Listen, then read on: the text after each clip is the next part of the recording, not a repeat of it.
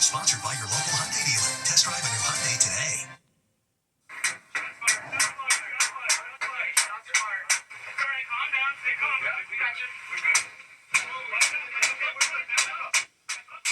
Police take fire from inside an armored vehicle.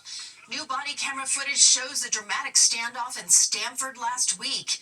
Police used drone cameras to keep tabs on the suspect barricaded in the home.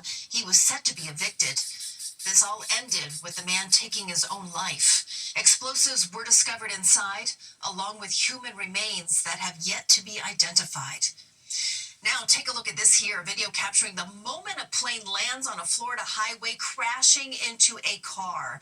The small twin engine made an emergency landing on I-95 in Brevard County yesterday.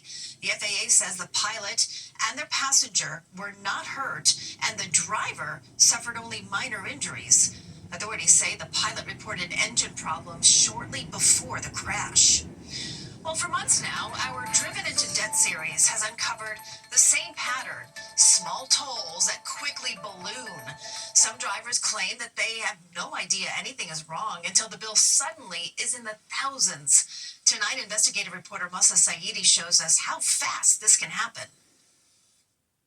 And everything, as far as I knew, was fine. But it wasn't. No. Melissa Lichman says she has Easy Pass and pays it on time. The first sign something was wrong last month when a small toll bill arrived. It said she owed $25. Let me go on and pay it. I must have misunderstood something. When she scanned the QR code, the total due jumped.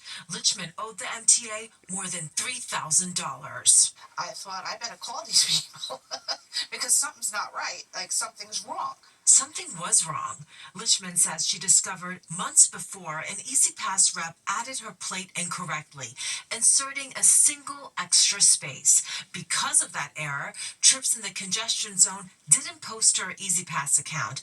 Instead, notices were sent by mail, or they should have been. I'm adding money every week, so why would I not pay attention to this, except for that I didn't know about it? Like other drivers we've profiled, Lichman claims she never got them, and the late fees snowballed. It's wrong. They made a mistake, and I'm paying the price. An MTA spokesperson says Lichman's plate is now correctly entered, but Lichman says her debt still stands, and she must enter into a payment plan or her registration will be suspended. Unpaid tolls, not just a civil matter, this could turn criminal. Right. That's a pretty strong hammer, because who the heck wants to get hit with a crime? Attorney Ron Cook says a suspended registration can trigger a criminal charge, even if the driver isn't the one who racked up the tolls. It happened to Carla Quito's son. I just didn't know what to do. She says her husband owed about $2,000 in tolls. With late fees, the total ballooned to nearly $19,000. The car's registration was suspended. While it was suspended, her son was charged with a misdemeanor for driving his dad's car, even though he didn't incur the tolls. Cook says the charge was dismissed only after the father reached a payment arrangement with the MTA. We went through a lot. Finally, it's over in a sense. At least, okay, now we're making payments. The MTA saying in a statement later, quote, "It's the responsibility of any driver to ensure they are driving a properly registered vehicle." It's just high anxiety, and nobody cares or listens to you except for you. Meantime, Lichman says though this wasn't her mistake, the MTA is only offering to reduce her fees, not erase them. My hope, really, the end game, is that Easy Pass will make things not this way for everybody. Nobody should have this much stress in their life over tolls. And many viewers have contacted me with a similar problem. Here's the bottom line. You need to check your Easy Pass account and make sure your license plate is entered perfectly. In the congestion zone, the system relies on your license plate, not your transponder. So if there's any error, you could end up getting tolls by mail, paying more, and risking these fees. And again, people say they're not getting the tolls by mail notices. Yeah, and that's the key here. So that Easy Pass, not so easy for some people, is it, Moss? Definitely. So what should people do if they find themselves in this situation? So find out who you owe money to and contact the toll payer advocate for that specific agency. You know, that attorney, he was really hesitant to speak with me on camera. So many people are desperate and they need help, and he can only help his paying clients. But there is help available. contact the 12-payer advocate. You know, tens of thousands of dollars. That's no drop in the bucket. That's a lot of money. Yeah. Thank you, Masa. If you feel that you've been driven into debt, have a story to share, scan that QR code there on your screen. Let's check in on our first alert forecast now. Lonnie Quinn has been working the numbers, and we also have some precipitation on the way. Let's go to him for the details, Lonnie. I have no camera. Oh, I'm sorry. No. We'll get there it comes now. Well, the viewers can just look at me until we get the cameras in place. Yeah, There's Lonnie. All right. We love life. Let's get right into it, kids. This is what I've got for you. Your picture outside. All right, yeah, it's dark. You've got, it's cold. I mean, it's 34 degrees, right?